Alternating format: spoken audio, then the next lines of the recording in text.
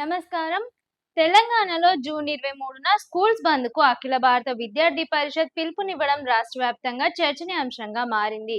అయితే ప్రభుత్వ పాఠశాలల పరిస్థితి, ప్రైవేట్ స్కూల్స్ ఫీజులు, విద్యారంగ సమస్యలపై నిరసన వ్యక్తం చేస్తూ ఏబీవీపీ ఈ బంద్‌ను ప్రకటించింది.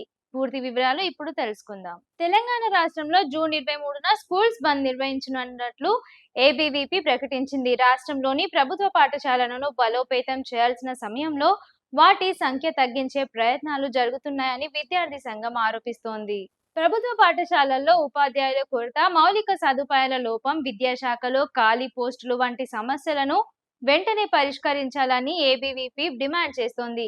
అలాగే ప్రభుత్వ విద్యను కాపాడేందుకు స్పష్టమైన చర్యలు తీసుకోవాలని కోరుతోంది. ఇదే సమయంలో ప్రైవేట్ మరియు కార్పొరేట్ పాఠశాలలు అధిక ఫీజులు వసూలు చేస్తున్నాయని, తల్లిదండ్రులపై ఆర్థిక భారం పెరుగుతోందని ఏబీవీపీ విమర్శించింది. ఫీజుల నియంత్రణ కోసం ప్రభుత్వ కఠిన చర్యలు తీసుకోవాలని డిమాండ్ చేస్తోంది. జూన్ 23 బంద్ నేపథ్యంలో కొన్ని ప్రాంతాల్లో విద్యార్థి సంఘాలు నిరసన కార్యక్రమాలు నిర్వహించే అవకాశం ఉంది. అయితే రాష్ట్ర ప్రభుత్వం ఇప్పటి వరకు అధికారికంగా స్కూల్స్ కు సెలవు ప్రకటించలేదు. దీంతో విద్యార్థులు, తల్లిదండ్రులు తమ స్కూల్స్ యాజమాన్యాలు ఇచ్చే సూచనలను గమనించాలని అధికారులు సూచిస్తున్నారు. ఈ బంద్ పిలుపు విద్యారంగ సమస్యలను మరోసారి తెరపైకి తీసుకొచ్చింది.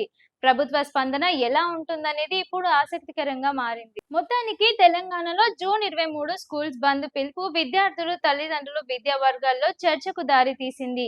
ఈ అంశంపై మరిన్ని అప్డేట్స్ కోసం మా ఛానల్ను ఫాలో అవ్వండి. షేర్ చేయండి, లైక్ చేయండి, సబ్స్క్రైబ్ చేయండి. మరిన్ని వీడియోల కోసం బెల్ సింబల్ పై క్లిక్ చేయండి.